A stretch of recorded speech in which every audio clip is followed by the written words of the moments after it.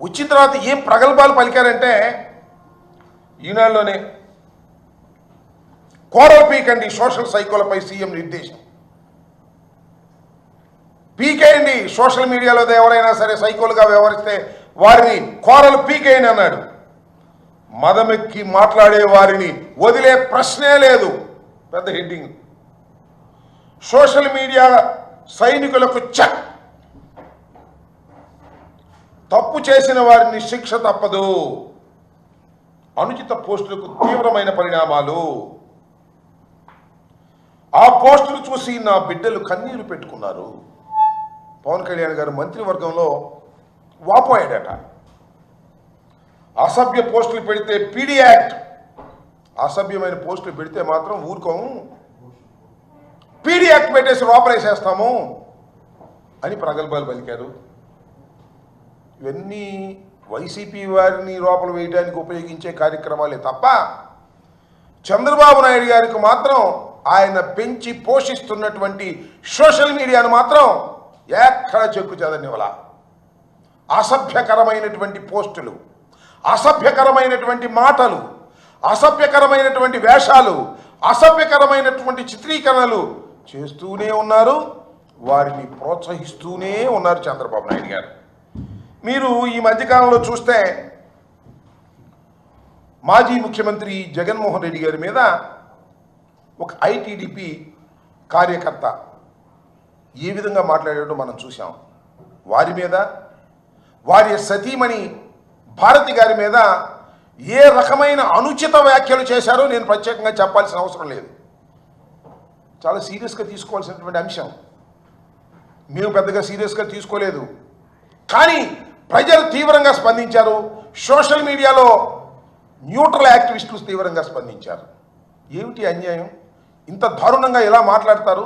ఇది తప్పు కదా అని చంద్రబాబు నాయుడు గారు యాక్షన్కి వచ్చేసారండి. తక్షణమే అరెస్ట్ చేయమన్నారు, అరెస్ట్ చేశారు. నేను ఆ రోజునే చెప్పా, ఇదంతా ఒక డ్రామా.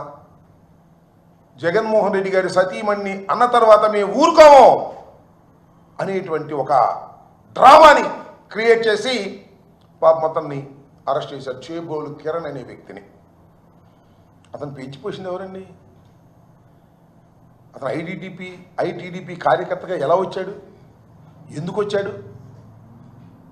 అతనే చెప్పాడే. ఒకసారి ప్లే చేయండి చంద్రబాబు నాయుడు గారితో ఆయనకున్న పరిచయాన్ని. Is a small man.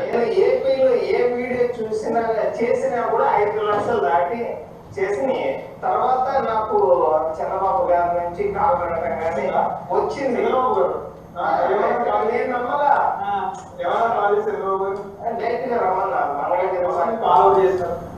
అంటే పార్టీ తరఫున ఉంటారు కదా, వాళ్ళు ఫోన్ చేసి ఇట్లా బాబు గారు రమ్మంటున్నారు అని చెప్తే మేమేదో వీళ్ళు జోక్ చేస్తున్నారు కామెడీ అనుకున్నా, కానీ తర్వాత తెలిసింది. అప్పుడు అధికారంలో ఉన్న 2014 నుంచి కానీ అంతకుముందే ఉన్న ఎమ్మెల్యేలతో కూర్చొని నేను 2 రోజులు మీటింగ్ లో ఇక నువ్వేం చేస్తావంటే, సార్ ఇట్లా నాన్నకి యాక్సిడెంట్ అయితే ఇరిగేషన్ డిపార్ట్మెంట్ లో నేను లస్కర్గా చేశాను సార్, తర్వాత స్వీట్ బిజినెస్ పెట్టుకున్నాను, ఇట్లా పార్టీ కష్టాల్లో ఉంటే ఇక్కడ మిమ్మల్ని తిడుతున్నా కానీ ఏదన్నా కానీ ఇంట్లో మామగారు చెప్తే మాట్లాడు అంటే మాట్లాడాను సార్.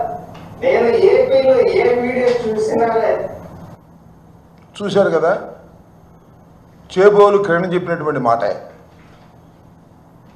ఆ రోజు జగన్మోహన్ రెడ్డి గారి సతీమణి భార్య గారి మీద మాట్లాడారనే దాని మీద పెద్ద ఎత్తున దుమారం లేచింది, అరెస్ట్ చేశారు. అంతకుముందు ఎంతమంది గురించి మాట్లాడాడు, ఎంతమంది భార్యల గురించి మాట్లాడారు, ఎంత నీచంగా మాట్లాడారు, అవి దృష్టిలోకి రాలేదు. సరే అరెస్ట్ చేశారండి. అరెస్ట్ చేసి ఏం చేశారే?